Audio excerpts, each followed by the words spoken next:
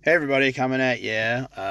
On my way to see the Dropkick Murphys. So excited. Lifetime dream.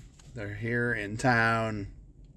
Pretty well, I've got my Irish jaunty cap on. Um, been a couple days since I saw Naked Gun, so normally I'll do this while I'm processing, but I've still been processing. As you can tell, my voice just a little bit going away again. 30th reunion, cold, all these things kicking in. So, but I still been processing, keeping the thoughts in my mind, jotted some stuff down that I was processing about the Naked Gun. If you're thinking about going to see it this weekend and you're looking for, hey, should I go see it this weekend? Just off the bat, saw some really great trailers. Good Fortune looked really good.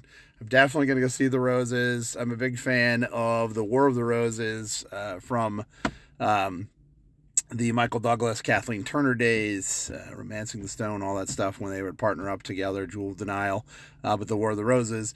And so this looks like kind of an update on that. It looks fantastic. And Good Fortune looked good. I saw the new Running Man. All right. Roof Man. I don't know. Looks kind of fun. I might go check that out as well. So that's out there. And then the Hail Mary movie with Ryan Gosling looks all right. Nope. So I'll check them out for you. Let you know if you're curious and you're interested. So let's talk about Naked Gun. I gotta tell you, maybe it's the nostalgia factor, but I was rolling in this film. I loved all the humor. I loved the jokes. What I would say, and from people I've also talked to who've seen it, some of the jokes maybe a little over today's generation's head. There's a lot of 90s references, 80s references that get thrown out, and I think that's purposeful. I think it's to show that they're kind of out of touch. As a funny thing, I am one of the biggest fans of the Abrams and Zucker films of the 80s. I'm tripping over my own tongue.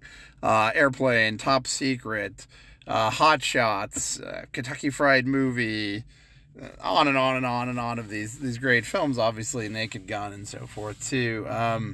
They're so good at puns, and they're so good at this kind of strange visual humor, the side jokes that you have to catch.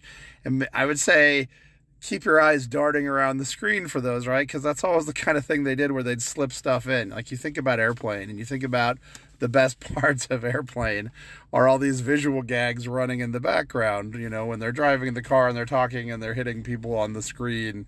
It's clearly they're not really driving. The stuff in the airport with go see Airplane. Airplane, oh, wow. But this movie, what I would say is from an audience perspective, I was kind of the old guy in the room. A lot of teenage crowd in there coming to see it. Obviously, Liam Neeson is a big name within that. I got a lot of dirty looks this time as the adult because I was laughing so loudly at the sight gags, right? Just in case in point, if you ever were a fan of the Naked Gun or ever watched the Police Squad series that didn't last very long with Leslie Nielsen, just that idea of having Police Squad, one side of it on one side of the door being spelled backwards because you're coming in the door and the other side being spelled correct. And just pictures on the wall, pictures on people's desk. Think about Naked Gun 2.5 when he was in the bar being sad. And it's a depression bar, and they have pictures of the Hindenburg and the world's greatest disasters on the wall. Just that stuff. It's so clever.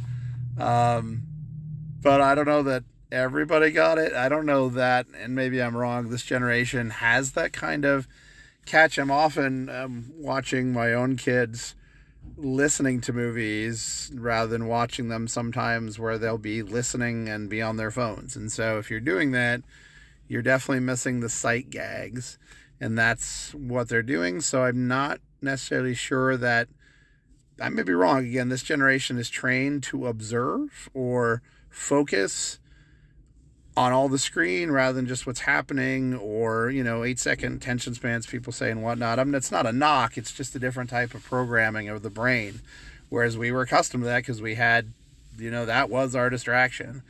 And the way that we watch movies, and even when I show movies in class, I'll often stop and point things out.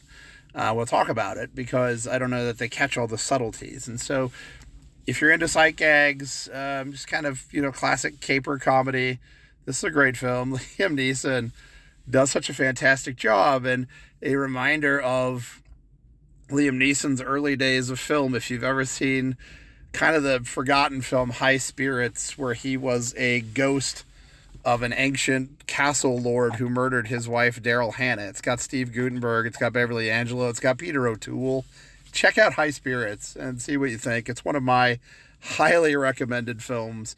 A really overlooked gem of the late 1980s. When Liam Neeson was in comedy, right? And then, obviously, Schindler's List set his track on a new path. Star Wars set his track on a new path. But yeah, it's definitely got the comedic chops, and he reminded me a lot of when he played good cop, bad cop in the Lego Movie. So that was also great. I have been really loving this new phase of Pam Anderson's career. The Last Showgirl, as you watched my review on that, I was torn apart by that. She is so dynamic and so great, and she plays so beautifully into these roles. And knowing, kind of playing against what people expect of her and going against that expectation. I love the no makeup look. I love that she is aging gracefully, and I wish so much more pressure didn't exist to kind of coerce these really wonderful women actors that we grew up with out of the business by losing their identity. And I know that's a whole thing, and it's all what happens in the process and the pressure and the box office and whatnot, but I love all of you, and I will go to any movie that any of you are in all the time because I am loyal to you, loyal to my child. That's how I'm just talking. It's just a great movie, and I am really in it for the Liam Neeson, Pam Anderson relationship that's happening. As I watch the movie, I'm like, oh, this is sweet. I love this. I love this for them.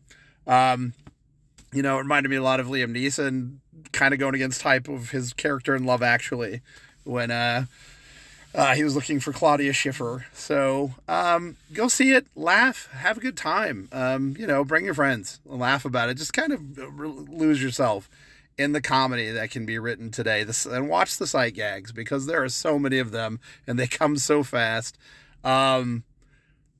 Just everybody in this movie and the throwbacks and the way they remind us that it's a completely new movie and please get over yourself set me right in motion. So I am a fan of The Naked Gun, and I am here for if they make, another 2.5 or 3 1/3 with this. So Leslie Nielsen to be proud. If Liam Neeson starts bringing around a fart machine to interviews like Liam Neeson did, we're in for a great treat in the future. So I've talked for 8 minutes. I'm sorry. I love this film. Go see it.